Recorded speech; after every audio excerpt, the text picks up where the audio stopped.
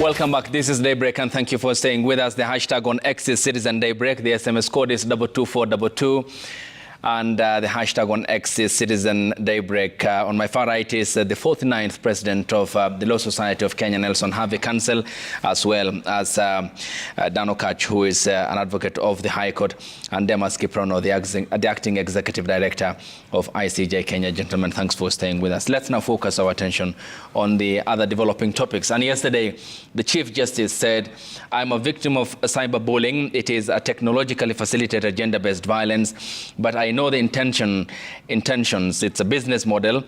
I don't know to achieve what. Maybe to scare me, disrupt me, defame me, and haunt me out of office, but they can try something else. That was CJ Martha Koome, and to which Senior Counsel Ahmed Nasir, coming to you, Nelson Harvey, said, go home, just go home. He was your teacher, and you reposted that on X, formerly Twitter, meaning you have retweeted.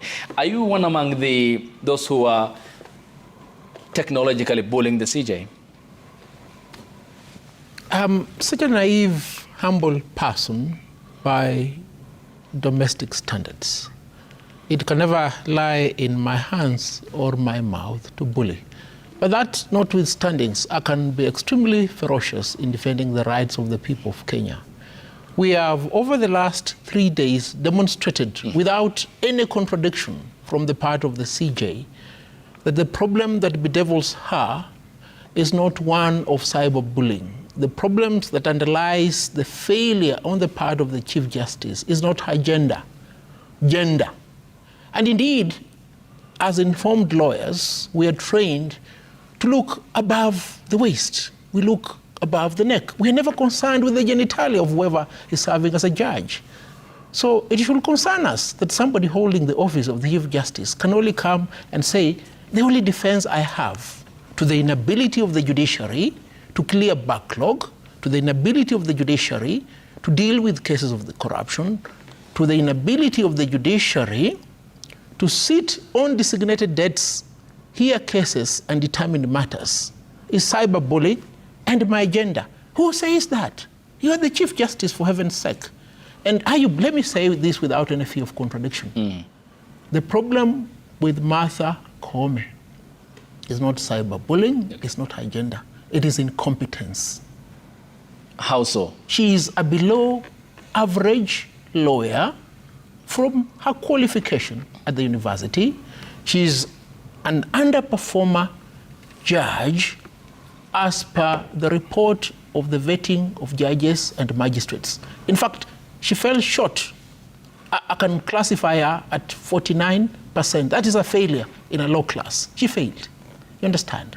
And we have this problem in Kenya where we tend to appoint into higher office individuals who have failed. To what end, I do not understand. So that the system, so that the structure, so that the agency fails. We cannot have a failed judiciary. That's why I must share in the lamentation of my teacher, PLO Lumumba. We can have a failed executive. We can have a failed parliament. But we can never have a failed judiciary. And there's unanimity of thoughts that there is a failure of performance by the judiciary. Yesterday and the day before, I documented cases of 130 judges and magistrates who did not sit. They were attending official duties, they were attending conferences, they were attending seminars. One was actually on a radio show when she was supposed to be in court. And when we raise these things, the CJ says we are cyberbullying her, we are targeting her because of her gender. If she feels that her gender incapacitates her from sitting as Chief Justice, she must leave office. Not today, yesterday. Okay, and go out. Talking about the case clearance, in the statement she issued following the letter by your teacher, PLO Lumumba, she also said, in the face of an ever-rising caseload, we have recorded a commendable 99% of case clearance rate across all courts. This is a PR stance. If I was to use a Sheng word, hii ni mchezo wa tauni.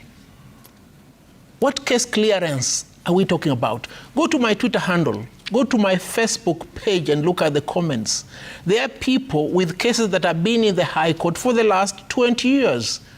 You understand? So when we raise these concerns, we don't want conjured up statistics that have been written by these individuals who've never been to a courtroom. You understand? We want real evidence by litigants and advocates who are unanimous that there is no movement of cases. And it's not because of backlog. It's not because of want of adequate finance. It's not out of want of structure. It's because judges and magistrates find it more prudent to go and collect per diems, attending these trainings and seminars and official duties, instead of sitting in court to determine cases. All right. It's as simple as that. We'll talk more about the state of judiciary and the administrative justice report, which is comprehensive, and there are other petitions as well, which have been before the Judicial Service Commission, others dispensed with. But Demas, coming from an organization that advocates for rights and access to justice, what does this debate on the integrity of the judiciary then mean for Kenyans who cannot afford justice, who cannot afford representation in a court of law, then mean in accessing justice, given that the major fraction of attention now is towards how to address this intra stuff that the CJ had talked about, and concerns have been raised by counsel such as Nelson Havi, the former president? I think, first of all, it's prudent to acknowledge that the judiciary is actually one of the arms of government that enjoys more public trust than the rest, and that especially since 2010, they have been really a bulwark of protection of rights, especially when the legislature and the executive come together to butcher the constitution. They have their own challenges. As a country, we have never really prioritized funding of the judiciary in terms of what we desire for access to justice for Kenyans. And this situation leads us to have insufficient number of judges, magistrates at all levels, which now creates case backlog. There are other things that are being done by the National Council on Administration of Justice. For example, there is a review of the laws to reclassify or remove certain petty offences, which have actually been used by the police really to clog up the justice system. Okay. So that instead of dealing with serious issues, we are dealing with drunk and disorderly people touting and so on and so forth. So there was a bill that was presented, and we hope that will be made, that will be expedited. So the judiciary has its challenges, and it, as an organ of the state, it is accountable to the people, and the people have a right to talk about the judiciary and to interrogate what the judiciary is doing. And my advice to the judiciary is that they should have a thick skin and listen and respond to what Kenyans are saying. Regarding the comment on gender-based violence, there is actually research that shows that women and girls online are more vulnerable to targeted verbal violence online, just because of the nature of things, and this happens to all women, especially women in leadership. There is research that is happening right now to see what could be the underlying reasons behind that. It is also true that actually social media in itself is more harmful to young girls than even boys.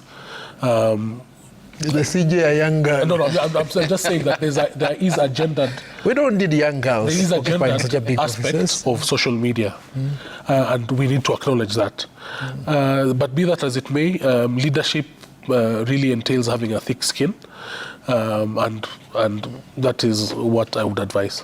And Dan, the CJ also had reached out to other parties that are very important in this entire debate, which includes regarding the integrity, the President of the Law Society of Kenya, and the Council of the LSK, the Chairperson of the Senior Council Bar, and the representative members of the Senior Council Bar, the heads of courts and members of the Judicial Service Commission to join in regarding this agenda.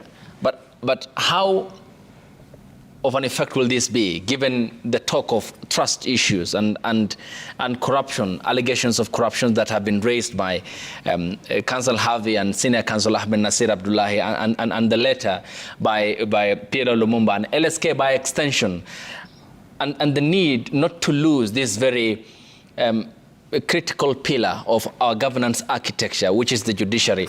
How can this be addressed by these parties coming together? Do you foresee a situation where there will be a substantial outcome? You know, from the onset, I would want to say that the framers of our constitution, if you look at the architectural and design of our constitution, it envisaged that we will have a judiciary led by a chief justice, and the entire judiciary, or all the judges, are actually protected. And they're protected for one major reason, so that they can actually give justice to the people without any fear, without any favor, and without any external influence. Such that what Kenyans would want at the bare minimum is results. And you know, justice delayed is justice denied. Such that the lamentations that we have been seeing about the backlogs, they've been there even before the current Chief Justice. They've been there, and we've been having all these reports year in, year out, but we are not seeing the results. And to a large extent, in terms of what I am seeing, the issues that Nelson Harvey has raised, the issues that Senior Counsel has raised, they are not new issues. Actually, these issues they've been raising them. I think maybe now it's just in unison, but they have been raised. So my issue would have been that the Chief Justice ought to have taken a chance of listening to these issues, finding ways of bringing people on the table, including our leadership, so that they discuss what can we do. When you get feedback in the nature of what Nelson Harvey has given, it then means something is not working. Because we have tools, and I remember during Gladys Beausoleil's time, she used to send, officers to courts, and they were incognito, and they will come back and say, these and these courts started late, and it was very, at least they had some tools.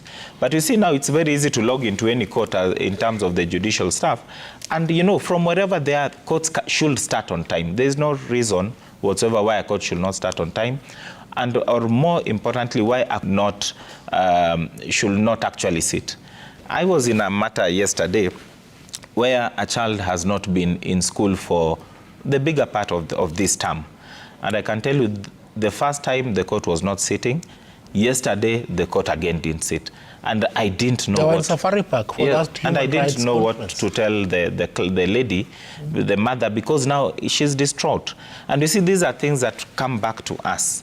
So sometimes when these issues are raised, I don't know if people are different. My brother may raise it in a very ferocious way, but the bigger part is, what is the message? And he's doing it for good. Because these courts have returns. There is a tool that was employed where there should be returns.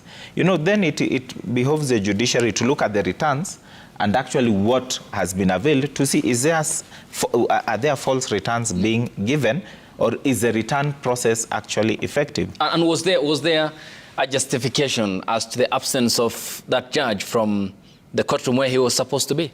Actually, unfortunately, it was not even, there was no notice. That's how bad it was. And people had to actually remain online up to 11 a.m. And when we were told, that's when you call and you are told the judge is not sitting. So at a point, it is actually something that then contributes to what we are calling backlogs. And because if it happens in one court, it has a multiplier effect.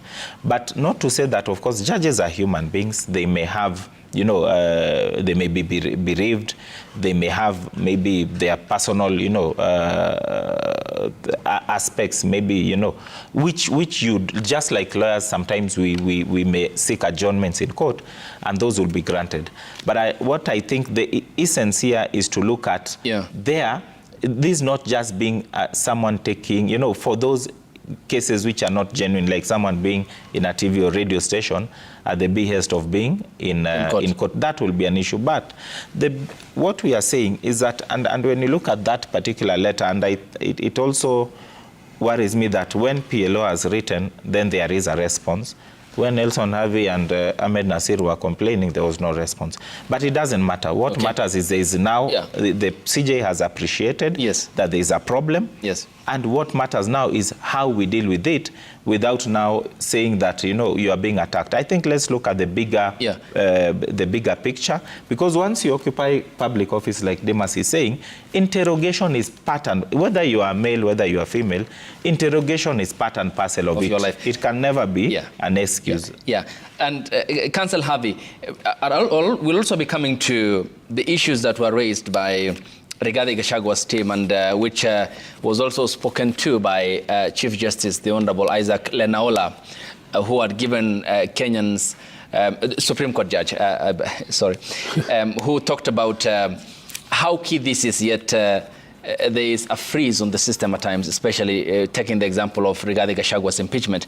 But what will this a proposal to have the Law Society of Kenya, the Council of LSK, the chairperson of the Senior Council Bar, the representative members of the Senior Council Bar, the heads of courts and members of the Judicial Service Commission, what can it yield? You have made claims and you had concerns about the Chief Justice Martha Koome, but what will such a gathering produce, given that there's now an opportunity to come and talk? What can it yield? You cannot put nothing on nothing and expect it to hold. It will fall like a pack of cards. You see, Martha Koome has perfected the art of putting nothing on nothing with the expectation that it will yield something. Look, who is the chair of the senior bar? It's an individual who has held that office for more than 40 years. I'm 47. He has held that office for 40 years. It's an individual who was installed by the KANU government in the LSK politics. He's an individual who at one point in time wanted to yield over the powers of the Law Society of Kenya to the government then of KANU. These are individuals that you want us to hold in awe as those capable of fighting corruption? No, and we know them. Ahmed and I have said these Ivy League lawyers will never lodge a complaint against a judicial officer. They have never. They will not. They sort out their issues quietly. In fact, they have a budget for corruption. So they cannot be the ones to lead the fight against corruption. That's number one. Let's go to the Law Society of Kenya.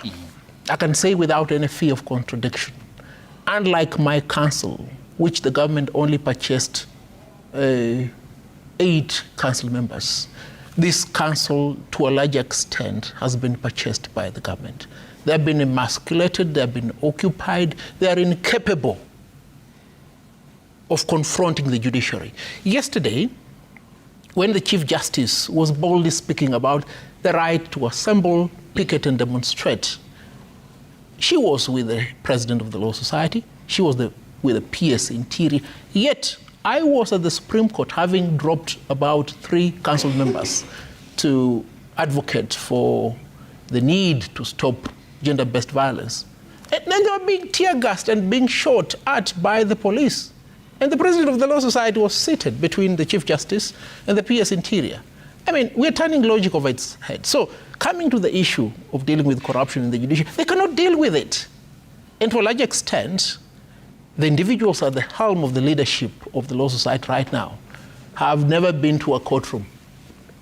I can tell you, they've never appeared before the Court of Appeal, they've never appeared before the Supreme Court. The issues that Ahmed and I raise are issues that appear as if they are the narrative in the book of Revelations. They do not know. They do not have the wherewithal.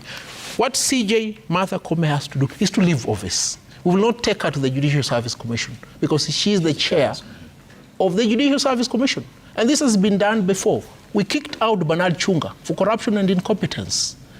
When Evans Gisheru was given the option to transit either to become a judge of the Court of Appeal and cease being Chief Justice or resign, he opted to resign.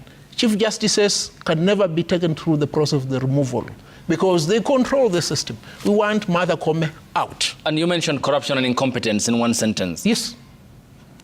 Have the corruption aspects of that been substantially proven?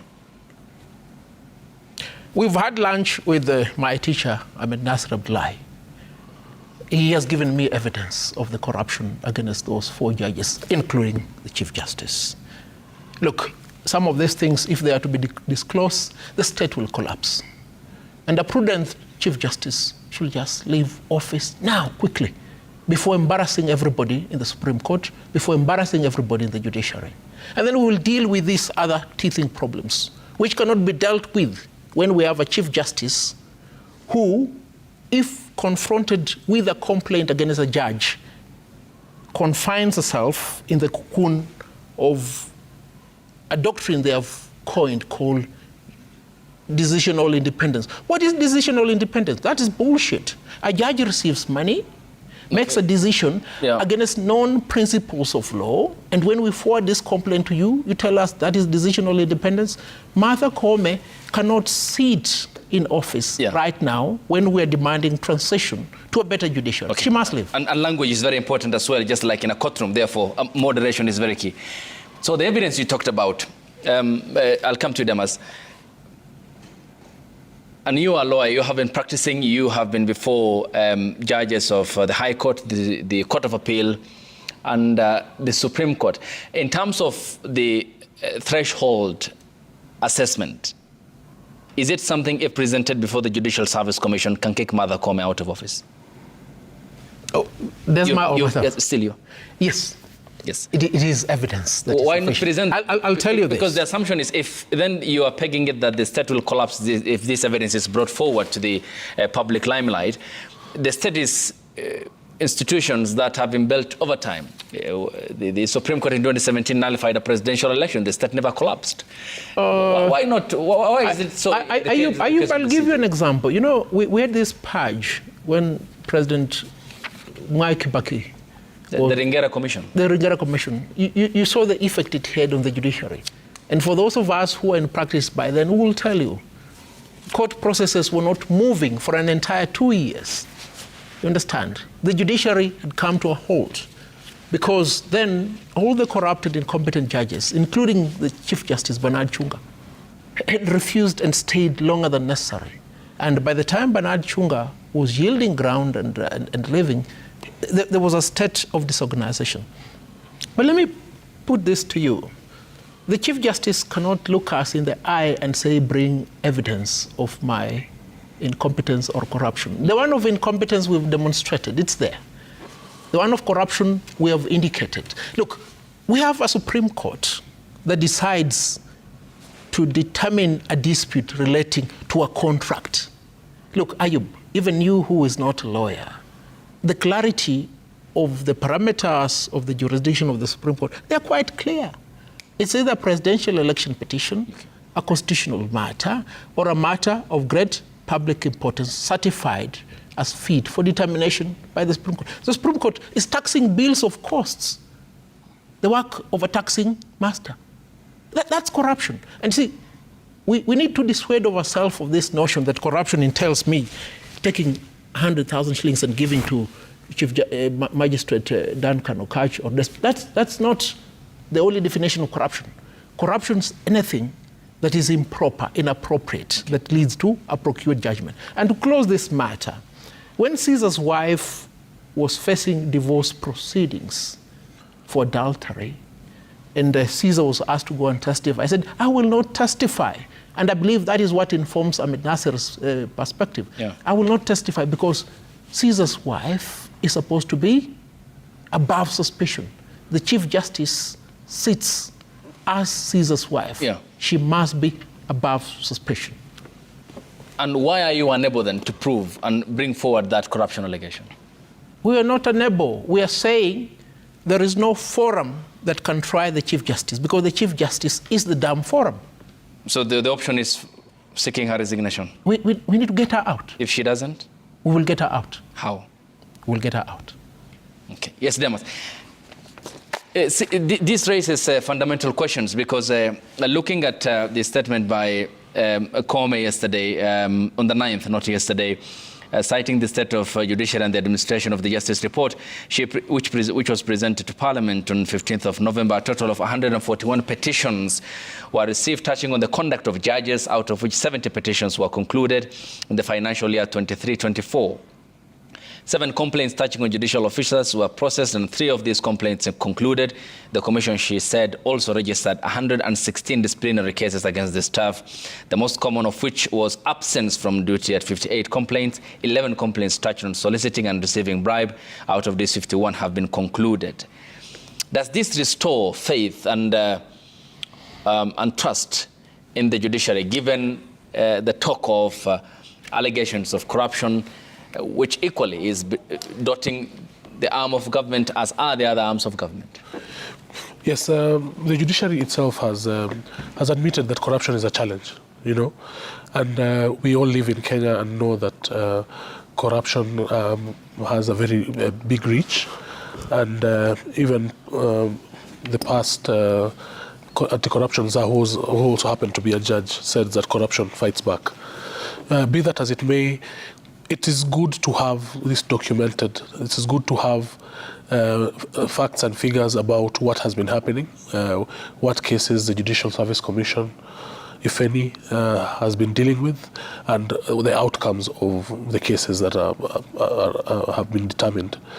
And this is in line with everyone's right to information, because we have a right to know what the judiciary is doing on our behalf, doing with the money that they are given, but also what the Judicial Service Commission is doing to tackle issues of indiscipline or incompetence or corruption within the judiciary. And we know some of the more famous cases of certain judges who have actually been removed, who went through the process, which is encouraging. I think we need to have a bigger impetus to deal with corruption, especially within the judiciary, because it really now bastardizes everything else, because it is bad when you find that where you went to seek justice is where the injustice is now taking root. But that document, which we have interrogated thoroughly, is very encouraging in terms of just seeing what is being done by the judiciary, by the Judicial Service Commission to tackle indiscipline, corruption, and so on and so forth. Yeah. And Dan Okach, given the amount of pressure, do you think Kenyans should demand more from the judiciary? Yeah, they should demand more from the judiciary, but I'm a bit also shocked by Dimas's last statement that he is encouraged by that report. I don't know which report he's talking about, because the report that we saw should be discouraging him, especially in his capacity. And the reason I say so, it goes without saying that JSC has failed, and it has failed in a very big way. And I was here 2 weeks ago, and I said, if JSC fails, then it will force Kenyans to use other means. And that is why you can hear Nelson Avi saying there may be other means to look into. And remember, when you push Kenyans, when IEBC failed, it's not once, not twice. There were ways of removing commissioners or even the chair, despite the constitutional protections. And a tribunal had removed one commissioner, Irene Masit. Yes, because, and even before, without a commission, there is a Kassan. How did they go home? And because... You mean demonstrations? One thing, there are many ways, but I'm telling you, Kenyans... Isaac Hassan left office because of the Machozi mandates and tear gas. Yes, and people said, you know, when you occupy a very central role to us, it behoves you to work for us. It behoves you to look at that particular institution and ensure that it works. And that's why I'm saying, as far as JSC is concerned, and here I'm on JSC, JSC has failed and failed tremendously. And because once they are there, and I said maybe we were wrong in actually looking at the constitution of that particular commission. Because you find that, the people you are complaining to are actually the same people who are supposed to make decisions. Look at even the way they have framed the numbers that they have dealt with. They have used the word resolved. What is resolved?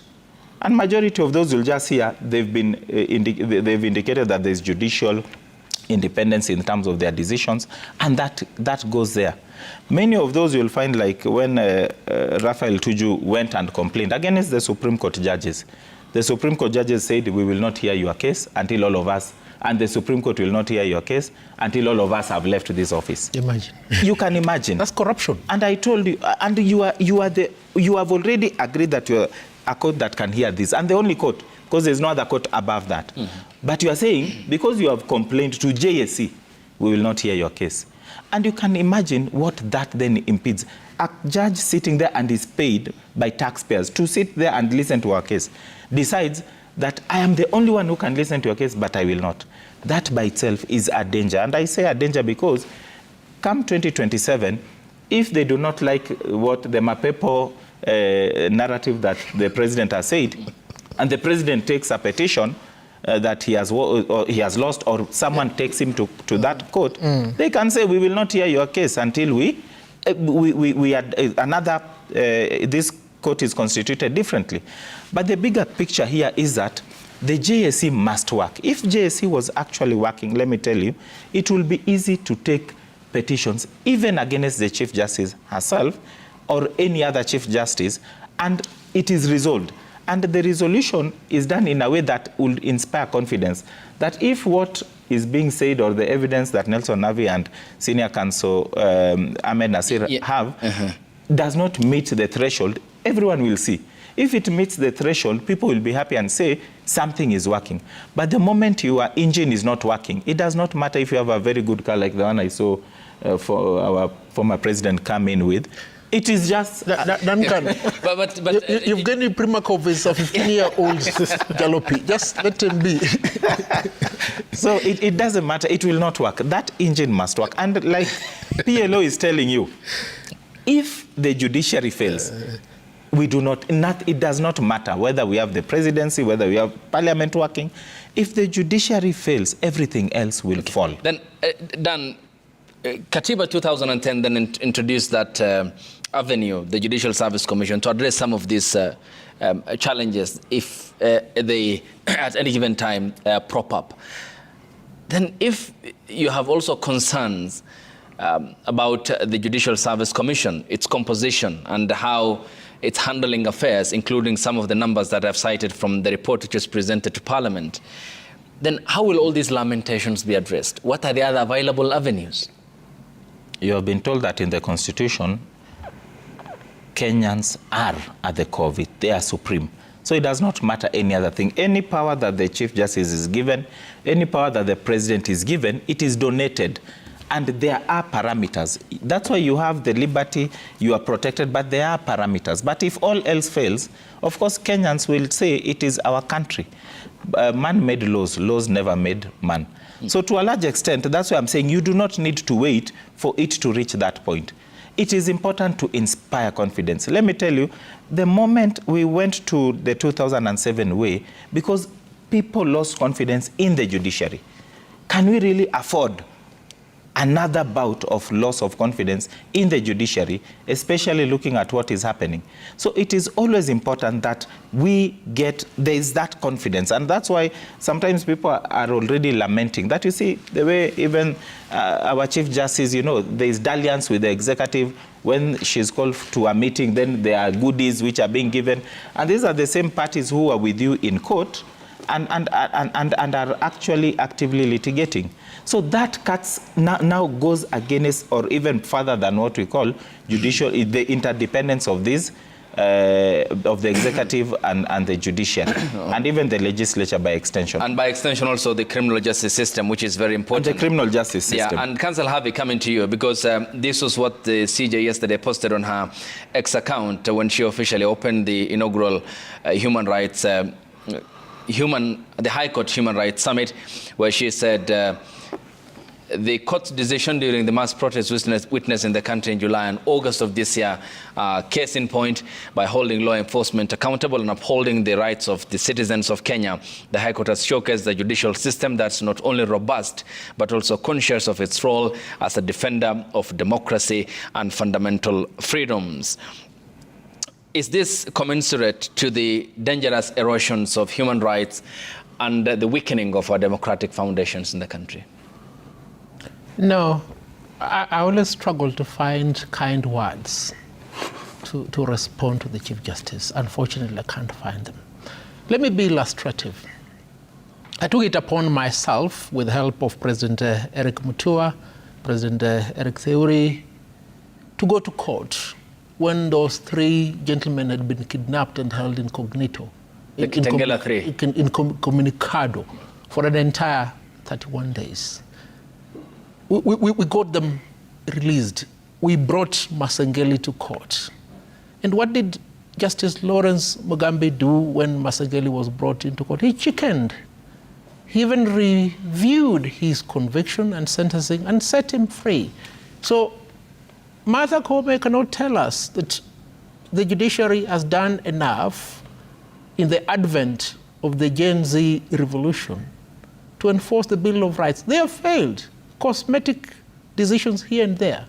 You know, when a litigant went to court to challenge the deployment of the Kenya Defense Forces into the streets, what did Justice Lawrence Mugambe do? He abdicated role and said, no, who does that? Nobody does that. So Martha Koome cannot come and say, this is our scorecard. The scorecard is D. They failed.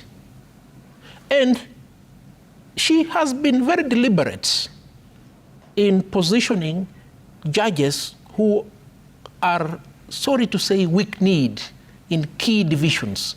The constitutional and judicial division of the High Court must have strong judges, people who will not be cowed, people who will not be coerced. You remember when this division had the likes of J.V. Odunga?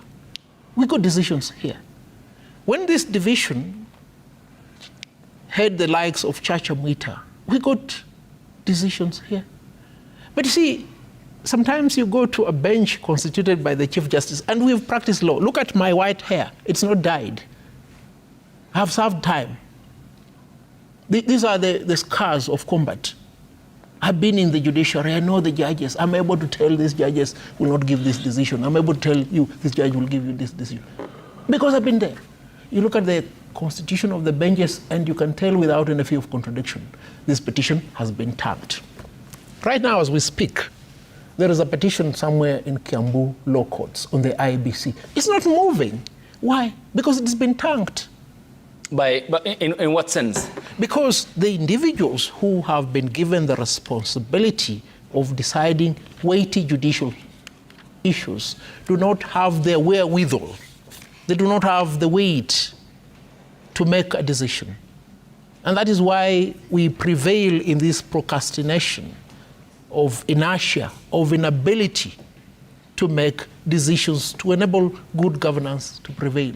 And Martha Koome cannot come and say, this is what we've done. She has done nothing. In fact, she has facilitated by constitution of benches of judges who are, so to speak, weak-kneed, inability to enforce the Bill of Rights. And this is a big problem that must be resolved. We cannot have in the constitutional division, judicial review division, and I must repeat this, Ayub, judges who are cowards. Cowardly, and those divisions can never reside in the same opuk debe. They can't. Okay, and how do you gauge whether a judge has such traits? Because they are trained judicial officers who are supposed to be... The Chief Justice knows. The Chief Justice knows, and she's deliberate. We know. I know, I've given you an example. I've told you about Udunga. I've told you about Chacha. Majanja. Why? Yeah. Majanja. The late David Majanja. Why are we not seeing serious judges in serious matters? You understand? Of course, all judges are equal as per the BAT versus rent tribunal description judgment. But we know they're not equals. Even human beings are supposed to be equals, but we are not equals. That's a fact. Judges are not equals. Okay. They're judges who can do the work, they're judges who can't do the work. Yeah. So get judges who can do serious work to deal with serious matters. And Demas, given what we witnessed yesterday when demonstrators who flooded Nairobi yesterday were tear-gassed, marking the final day of 16 days of activism, the campaign to end gender-based violence, we saw the treatment from the law enforcement agencies and officials, and coming when the CJ had launched the inaugural human right, the High Court Human Rights Summit. What does this say about the state of human rights in the country? Well, an organization called Civicus released a report on the state of human rights in the world, and Kenya has been downgraded, and part of it is that the space for peaceful protest has continued to disappear, and so even if you follow the laid down procedures as per the Public Order Act, for you to get a permit is going to be very challenging. The dynamics yesterday, so first of all, it was International Human Rights Day. Second of all, it came after the government itself had announced a campaign to end femicide. And so the government and the protesters were aligned in terms of the message and the agenda. And it's very sad that we could not have found a way to allow the people, women who have felt disenfranchised in terms of femicide. We could not find a way to allow them to occupy our streets to express their concerns. Other freedoms are also really, now we are also experiencing a rollback in other freedoms. So the issues of abductions has been a very big issue in terms of the right to freedom and security of the person, the right to due process. And really, we need something to change in terms of how government conducts itself vis-a-vis the people of Kenya. These rights were hard fought. Kenyans in the 80s, in the 90s, and in the early 2000s have gone through so much, and 2010 was supposed to mark this line where certain violations were never to be seen again. Unfortunately, we are seeing them happening. There's also a lot of regression in terms of human rights globally. Okay. But that should not be an indicator to anyone anyway, because we have a Bill of Rights and a constitution that protects us from certain. Then how do we then depart from the current grim scenario that we have? It's not only an abduction spree that is confined to Kenyan citizens, but also foreign nationals who are under the protection of the United Nations, and we are party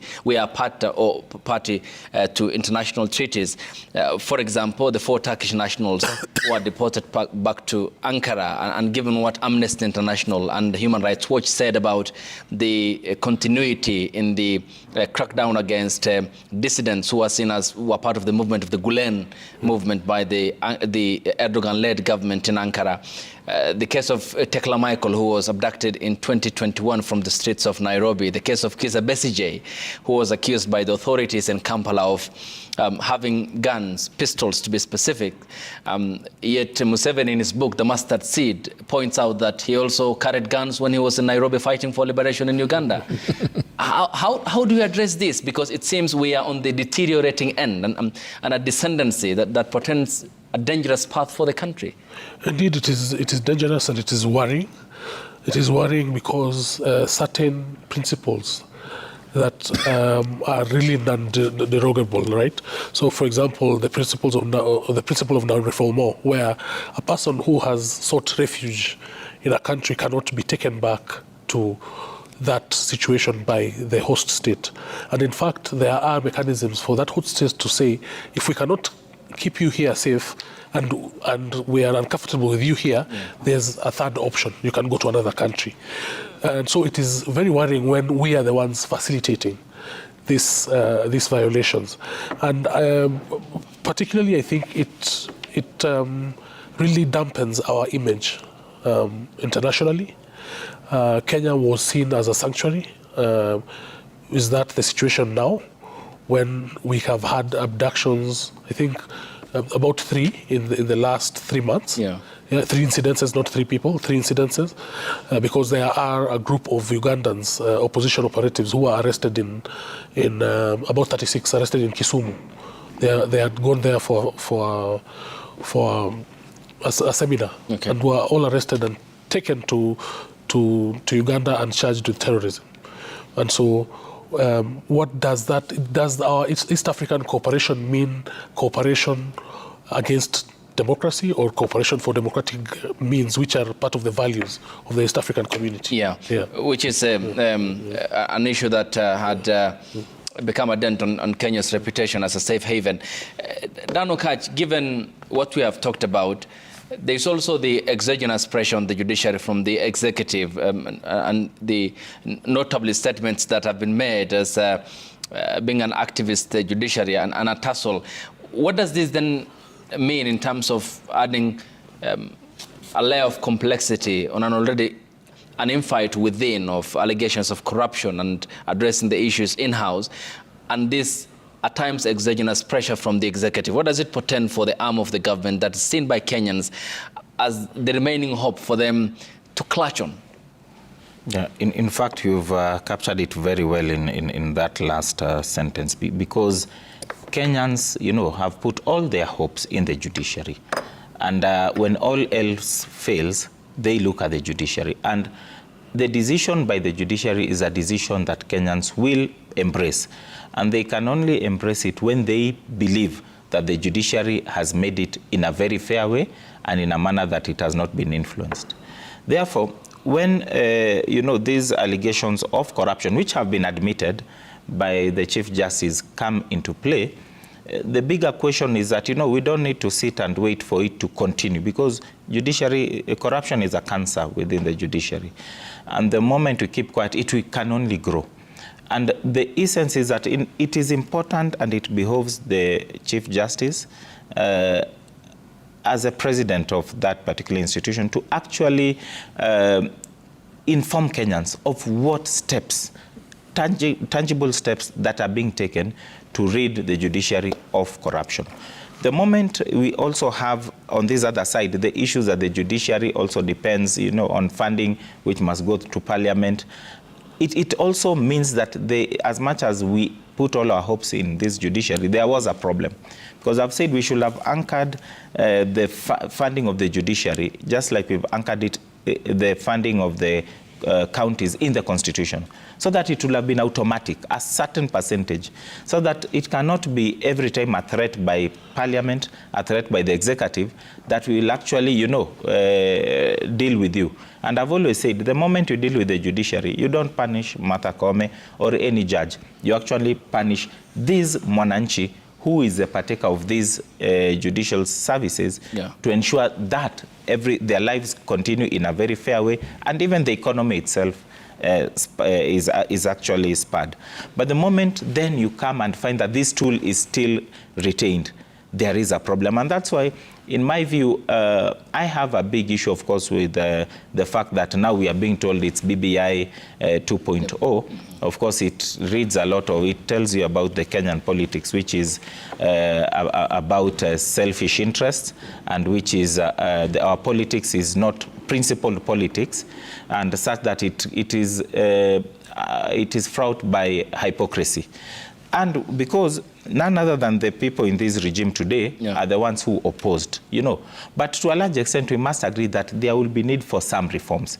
And those are some of the avenues that can be used to at least correct what we have seen that is not working, and maybe we may be able to deal with that going forward. But if we don't deal with those issues now, I can assure you in terms of the judiciary, and looking at the status that we have in terms of the confusion at IEBC, which I believe the courts should have prioritized. You see, if Gachagwa's case will have been done in a magical time and the files transferred at night, then even this matter of IEBC, what then stops these matters being prioritized, dealt with, and to a large extent you find that the judiciary by itself will not have still gained confidence enough when then the troubles that we will inevitably face if we don't deal with this thing today will actually come. Yeah, and Council Harvey, the meeting between President Uhuru Kenyatta and his successor, President William Ruto, given what we witnessed with the handshake in 2018,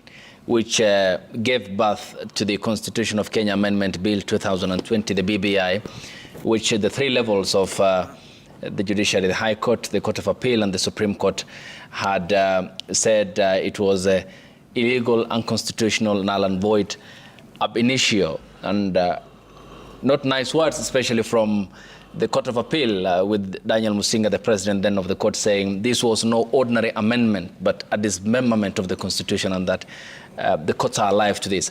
How alive should the judiciary be to this coming together of President William Ruto and his predecessor Uhuru Kenyatta, given what we witnessed in the last account and the common trait among Kenya's political class and these graduates from the Kanu School of Government? The dichotomy of the issues you've raised are as follows. First and foremost, I'm an ardent supporter of Dr. William Samoei Ruto. We put him in office. But what Dr. William Samoei Ruto has failed to do is to drive with the front windshield. He's always looking back at the rear view mirror. Sometimes necessary, but this time unnecessarily. He needs to go forward, assembling individuals who are of zero use to this enterprise will collapse his administration. That is insofar as he's concerned. I believe he'll find time to listen to some of this advice. It may sound a little bit stupid and demanding a shut-up, but it's good. Drive with the front shield without necessity of looking back. To the judiciary, I think we are not at a point of no redemption. The glory of the judiciary has been lost, but we only have one judiciary. So we must recalibrate, reconstruct it, and have it functional. The Supreme Court was the biggest failure on the BBI case. The building blocks that were created by the High Court and the Court of Appeal were just thrown like this, and it's just by sheer fluke, passage of time, that the BBI was not implemented. If the aggressors wanted to implement it, they would have, but for want of time. I don't take Moses Kuria very seriously. Okay. Nobody should ever take him very seriously. Kenyans should be more informed. And I repeat, we have between 10 to 12 million Kenyans of the age bracket of 10 to 30 years. These are informed people. They're not Mamamboga. Yeah, they're not Mamamboga and Boda Boda. They constitute our children. My daughter is turning 18. She'll be voting in the next election. She's well-schooled. She knows the budget. She knows legislation. She knows everything. They are about 10 to 12 million. These are the people that should spur change in this nation. And change everywhere, in the executive, in the judiciary, in the legislature. It cannot be that the judiciary is immune to criticism. And as I close, I say this with a heavy heart. You, magistrate, who absconded court to go to a radio show, you're doing a disservice to Kenya. You, judge in Meru, who will not sit for 17 days in December, you're doing a disservice to people of Kenya. You, lady judge in Machakos, who hardly sits, And whenever you sit, you just adjourn matters. You're doing a disservice to people. And here you are today, gathered at the Safari Park on a human rights conference. What right is greater to a Kenyan than the right to access to justice, the right to have your cases determined by a fair court or tribunal expeditiously? All right. This has to be done. And December is today 11th. So I bet you meant 17 days in November? No. There's a judge in Meru who has issued notices back to back that he will not be sitting from 1st to 10th. And then from 13th to 17th. We go on vacation on the 18th. When will he sit? Which is 14 days of work. Yes. Okay. Half a month's salary. Okay. We'll sample the feedback shortly and see what Kenyans are saying on the hashtag at Citizen TV Kenya. The hashtag is Citizen Daybreak. The SMS code is 22422 at Citizen TV Kenya. We'll be getting to that shortly. Demas, what do you make of all this and human rights violations, abductions, extrajudicial killings, and which seems to fascinate the political class at the campaign stage, but in terms of actual implementation, there seems to be no follow-up with regards to ending these vices? Well, I think at the core of this struggle is that in 2010, Kenyans gave themselves a constitution that was largely supposed to restrain the state from doing certain things to people, and also domicile power with the people. If you look at most of the constitutional amendments attempts or bills that have come through Parliament after that, starting with the Security Laws Amendment Bill in 2014, you realize that there has been an attempt to recalibrate, to take back that power by the political class. The big culmination of that was the BBI, which was really supposed to redefine that relationship between the people and the people who lead them, right? And so what we are saying with the coming together of the political class is yet another attempt, and perhaps the Kenyans and the judiciary should be wary in terms of what is happening. Yes, we love our leaders to be together for peace purposes, but in terms of the sanctity of our constitution, of the social contract, we have to be very vigilant to ensure that that the promises that we gave to ourselves in 2010 are not defeated. Okay. Yes, Dan. Yes, I think it is important that, everything goes wrong in terms of our politics. And when we do not have principled politics, there is a problem. When Uhuru Kenyatta had told Kenyans that he did not support William Ruto, he gave reasons, both in English, Kiswahili, and mother tongue. And key among those was that, there is pilferage, there is, we can't trust this person, And when they met, it will be important for him to tell us, did they raise those issues? Did he address those issues? If they decide that they will sit together and dine together, it will be important for us to first know whether now the issues he raised have been resolved. When Raila Odinga was opposing William Ruto's candidature, he gave us a lot of reasons, And even when William Ruto ascended to presidency, thanks to the so-called hustlers and Nelson Harvey here, Raila Odinga continued to tell us. He said now he's officially I'm talking about off that train, and he's now farming. Some good farming practice. Yes. Raila Odinga continued castigating this government on key issues. Then all of a sudden now they are in bed together. It will then, the bigger question that the Mwananchi down there and their supporters ask is what then has changed? Unfortunately, things are the same. Adani deal is there, Raila Odinga becomes the biggest defender of that thing. You find that what happened yesterday, shamelessly, when we are commemorating a very important day, that's the day the police go out and start beating people. And the government does nothing about it, because today we should have been seeing people being sacked. We saw people harassing Citizen TV crew outside DCI, no one has been sacked. We do not know what disciplinary measures have been taken. This thing will continue to grow, and that is what we call megadeath syndrome, that sikio la kufa halisikii dawa. They need to wake up. If they don't, it will be at that megadeath syndrome state, and of course, it is up to Kenyans now to make decisions in 2027. Okay, let's now take a look at the sample and get your brief remarks regarding what the public is saying. The hashtag on X is Citizen Daybreak. The SMS code is 22422.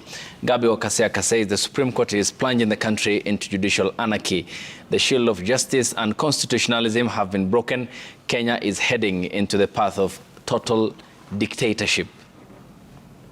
John Wayato says, my case ran for 8 years from 2012 to 2020. The case was heard by 4 different magistrates in its lifetime. The case was characterized by magistrates attending seminars a lot. Remember, pay my lawyer per attendance of any court proceedings. Justice is expensive. Our underscore says, CJ Martha Koome has failed. It's not about hate, it's about her in bed with a corrupt system. Resign, nothing to do with the the reasons that she had given. You were into victims were in the street beaten for protesting. He meant yesterday's breaking up of the protest. Council Harvey, talk about the government side always complains about judicial activism. Here there is someone who points out judicial dictatorship. Is there a dichotomy between the two? And the length the case is if I had a microphone, I'll just drop it like Barack Obama. Okay. Those 3 Kenyans have spoken for all Kenyans. We are now experiencing the dictatorship of the judiciary. It is the dictatorship of the judiciary because we forward concerns, they're brushed aside, they're treated as cyberbullying, they're treated as discrimination against women. It is wrong. And the Chief Justice and the judges, and I say this informedly because I know these judges and magistrates who will want to be vindictive. I defend judges and magistrates. There is no lawyer in the Republic of Kenya who has defended judges and magistrates more than yours truly, Talemwa. And by the same measure, it is for good cause that I seek to align what you judges and magistrates do. And even this Martha Koome, should she ever be unfairly targeted as day succeeds night, I'll be the first lawyer to defend her. So when we raise these concerns, please resolve them. Otherwise, people will take the law into their hands. And don't ask me under what provision of the Constitution. Yesterday night, the people of Syria hung the son of President Assad. Under which law did they do it? The cousin. Yeah, in Arabic, we don't have... in Latakia. They hung him. Under which law? So don't ask us, under which law will you remove Martha Koome? We'll remove her. Syria was a dictatorship. Kenya is a secular constitutional state, Council Harvey. Ayub, the people of Kenya, 3 of them have said we have a dictatorship of the judiciary. Not my words, their words. But in practice, that can't happen in Kenya, you know that. You have to be subject. Nelson Harvey, however much the crimes he commits, he is innocent until proven guilty, and if it does so, then the process must be, he must be subject. Yes, of course we're not going to, we are a constitutional democracy. We have a very elaborate way of hanging people by removing them from office. Yeah. It's synonymous to hanging them. Impeachment is synonymous to hanging them. We are a little bit civilized. We're not medieval. So we will do it. And don't ask us under what provision of the Constitution. The people are supreme. We the people may. But if need be, we shall. Which is mandatory. Mandatory. And that's what Assad and Syria never had, because there's only one party, is a dictatorship, where if Nelson Harvey will today speak against Bashar al-Assad, then you'll be somewhere in Sadnaya prison, where you'll be killed or tortured. And that's why we must enjoy to the fullest. Yes, the freedoms. The freedoms. Yes, yes, Demas.